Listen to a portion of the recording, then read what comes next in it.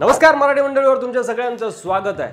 जिथे उद्धव ठाकरेंच्या सरकारमध्ये हिंदू संतांची हत्या झाली तिथे दुसरीकडे कट्टरपंथ्यांच्या धमक्यांना न जुमानता मुख्यमंत्री एकनाथ शिंदे महंत रामगिरी महाराज यांच्या पाठीशी ठामपणे उभे होते।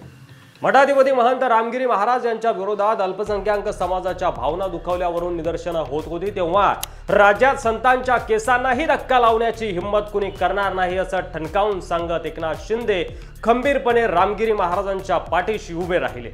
मुस्लिम मतासाठी औरंगाबादचं संभाजीनगर करायची काय गरज आहे? मी म्हणतोय ना संभाजीनगर असा लाळघोटेपणा शिंदेंनी कधी केला नाही। मग तुम्हीच ठरवा हिंदुत्वाचा खरा रक्षक कोण।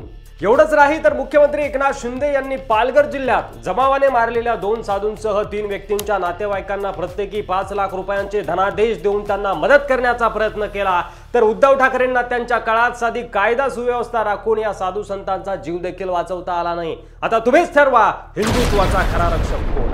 महंत परशुराम दास यांच्या अध्यक्षतेखाली धार्मिक नेत्यांची बैठक झाली आणि त्यांनी एकनाथ शिंदे यांची भेट घेतली। त्यात ते काय म्हणाले माहिती आहे का? उद्धव ठाकरे बाळासाहेबांच्या विचारापासून दूर गेले आहेत आणि धर्म आणि हिंदुत्वाच्या विरोधात नेहमीच कटकारस्थान करणाऱ्या लोकांशी त्यांनी युती केली आहे आणि त्याचाच परिणाम त्यांना अखेर सत्तेतून पायउतार व्हावं लागलं आणि महाराष्ट्रात अशी राजकीय स्थिती निर्माण झाली ज्याची कुणालाही अपेक्षा नव्हती। याला जबाबदार कोण? तर उद्धव ठाकरे आणि बाळासाहेबांच्या विचारांशी एकनिष्ठ कोण राहिले तर ते म्हणजे एकनाथ शिंदे। मग तुम्हीच ठरवा हिंदुत्वाचा खरा रक्षक कोण। स्वतः गाडी चालवणारा मुख्यमंत्री तुम्ही पाहिला, पण संतांसाठी संतांसोबत बिनधास्तपणे मोकळ्या मनानं पायी चालणारा मुख्यमंत्री तुम्ही पाहिला होता का? पंढरीत येणाऱ्या भाविकांना सर्व सोयी सुविधा उपलब्ध करून देणार आहे। संत निळोबाराव यांच्या पालखी सोहळ्यात पायी चालण्याचं भाग्य मला मिळालं, यातून जो आनंद मिळाला तो शब्दात वर्णन करता येणार नाही असं मुख्यमंत्री एकनाथ शिंदे म्हणाले होते। त्यानंतर त्यांनी वारकऱ्यांची यावर्षी कशी काळजी घेतली आणि कायदा आणि सुव्यवस्था किती चांगला टिकवला हे वेगळं सांगण्याची गरज नाही। अपघात, चेंगराचेंगरी, दर्शनासाठी असुविधा दिसली का कुठे? नाही। मग तुम्हीच ठरवा हिंदुत्वाचा खरा रक्षक कोण। मुंबईतील कोस्टल रोडला छत्रपती संभाजी महाराज यांचं नाव देणार अशी घोषणा मुख्यमंत्री एकनाथ शिंदे यांनी केली होती आणि त्यांनी शब्द पाळला आणि कोस्टल रोडला अधिकृतपणे धर्मवीर स्वराज्य रक्षक छत्रपती संभाजी महाराज कोस्टल रोड असं नाव देण्यात आलं। मग तुम्हीच ठरवा हिंदुत्वाचा खरा रक्षक कोण। कामाच्या बाबतीतही एकनाथ शिंदेंनी उद्धव ठाकरेंना तर मागे टाकलंच आहे, शिवाय फडणवीसांपेक्षाही आक्रमकपणे ते काम करत आहेत आणि विषय मार्गी लावत आहेत।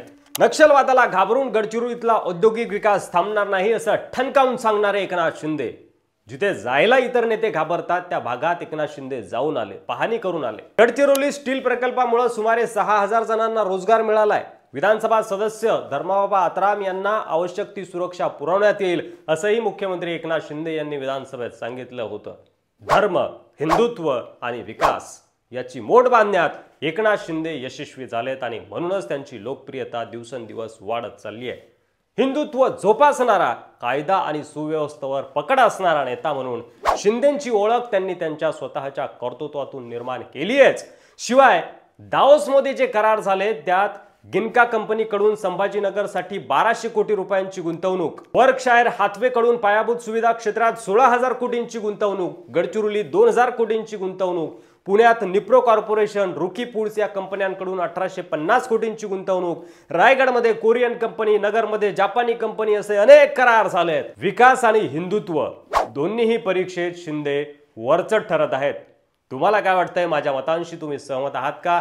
तुमचं मत कमेंट बॉक्समध्ये लिहायला विसरू नका आणि विधानसभेला तुम्ही कुणाच्या बाजूने आहात ते देखील आम्हाला नक्की सांगा। चॅनलवर नवीन असाल तर सबस्क्राइब करा, व्हिडिओ आवडला असेल तर जास्तीत जास्त शेअर करा।